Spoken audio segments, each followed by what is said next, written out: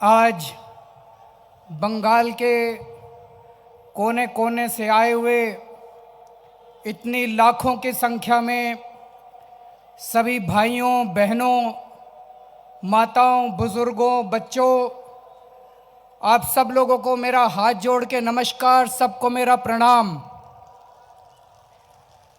पूरे देश के कोने कोने से आए हुए कई पार्टियों के नेतागण जो स्टेज पे बैठे हुए हैं, उन सब लोगों को भी मेरा हाथ जोड़ के नमस्कार, सबको मेरा प्रणाम।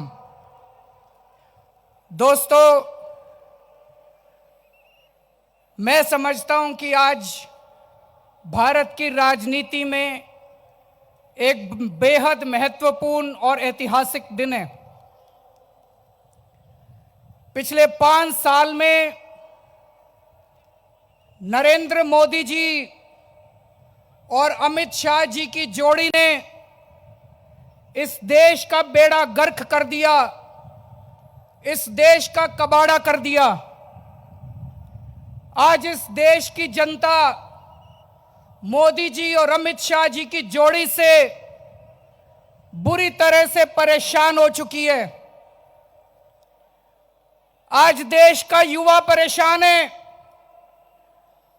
आज इस देश का युवा दर दर की ठोकरें खा रहा है, उसके पास नौकरी नहीं है। मोदी जी ने धोखा दे के, झूठ बोल के देश के युवाओं से वोट लिया था कि मैं तुमको इतने करोड़ नौकरियां दूंगा। आज नौकरियां देना तो दूर, मोदी जी की नोटबंदी की स्कीम की वजह से 1.25 करोड़ नौकरियां देश के अंदर खत्म हो गई हैं। आज देश के किसान दर दर की ठोकरें खा रहे हैं। भारतीय जनता पार्टी से देश के किसान बहुत गुस्सा हैं। किसान आत्महत्या कर रहे हैं, किसानों की फसलें बर्बाद होती है तो मोदी जी और अमित शाह उनको इंश्योरेंस कंपनियों के हवाले कर देते हैं। किसान की फसल बर्बाद होती है तो किसान को कहते हैं जाके इंश्योरेंस कंपनी से पैसा ले लो। और इंश्योरेंस कंपनियां किसकी हैं? मोदी जी के दोस्तों की हैं इंश्योरेंस कंपनियां। किसान जब इंश्योरेंस कंपनी के पास जाता है उसको कोई पैसा नहीं मिलता। आज किस इंश्योरेंस कंपनियां हजारों करोड़ रुपए का मुनाफा कमा चुकी है और किसान को 1 पैसे का मुआवजा नहीं मिलता। आज इस देश की महिलाएं दुखी हैं। बीजेपी की नेता महिलाओं को सोशल मीडिया पे गंदी गंदी गालियां देते हैं और मुझे शर्म आती है कहते हुए, मेरे देश का प्रधानमंत्री उन गाली देने वालों को फॉलो करता है ट्विटर पे।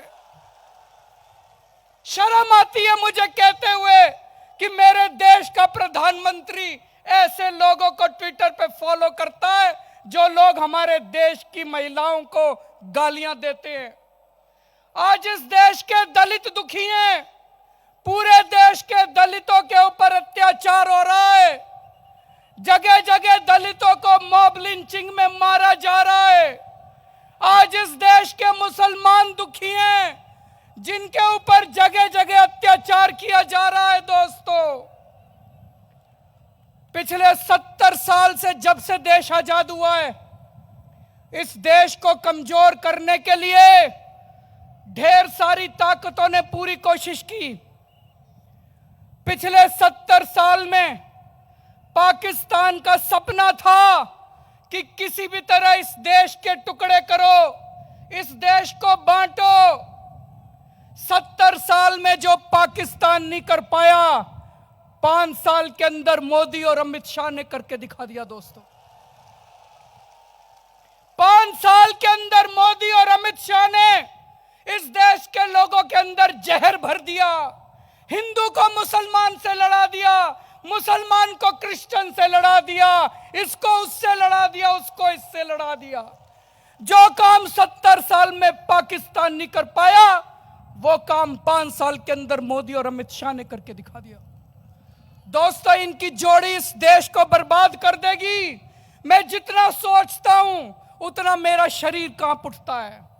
अगर ये दोनों दोबारा 2019 में आ गए, अगर मोदी और अमित शाह दोबारा 2019 में आ गए, दोस्तों ये देश नहीं बचेगा। ये इस देश को बर्बाद कर देंगे, ये इस देश के टुकड़े टुकड़े कर देंगे।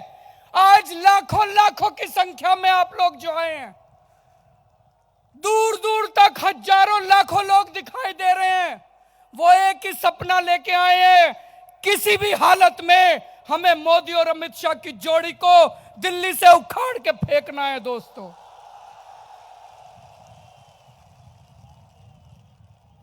अभी थोड़े दिन पहले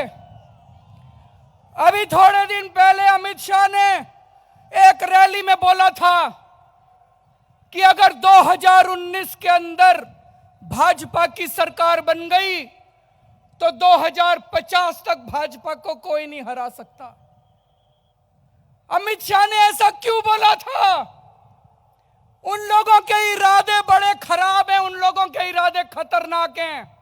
अगर मोदी और अमित शाह की जोड़ी 2019 में दोबारा बन गई, दोस्तों ये संविधान बदल देंगे, इस देश में चुनाव बंद करा देंगे।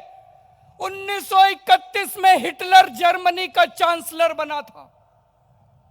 जब हिटलर जर्मनी का चांसलर बना 1931 में, कुछ महीनों के अंदर उसने देश का संविधान बदल दिया, उसने चुनाव खत्म कर दिए, और जब तक हिटलर मरा नहीं वो जर्मनी का चांसलर रहा।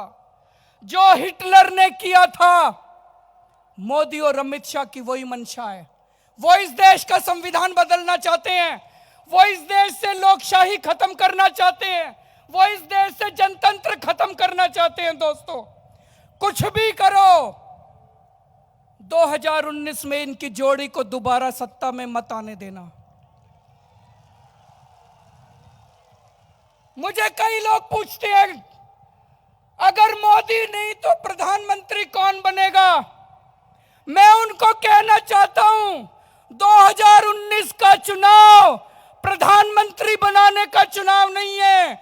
2019 का चुनाव मोदी और अमित शाह को भगाने का चुनाव है। दोस्तों, मैं अंत में केवल एक ही बात कहना चाहता हूं। इस देश में जो सच्चा देशभक्त है, जो इस देश के बारे में सोचता है, जिसके मन में भारत के लिए जरा सी भी भावना है, एक ही बात ठान लो, कुछ भी करो, कुछ भी करना पड़े।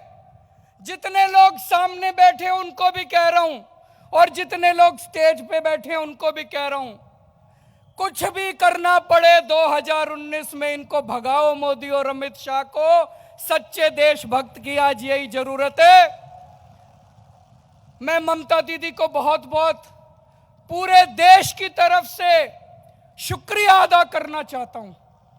मैं जब आज आया था बहुत बड़ी चिंता लेके आया था, लेकिन आज इतना बार जनसमूह देख के और स्टेज पे बैठे हुए इतनी पार्टियों के बड़े बड़े नेताओं को देख के आज मैं सुकून के साथ वापस जा रहा हूं कि मोदी और अमित शाह जाने वाले हैं, देश के अच्छे दिन आने वाले हैं।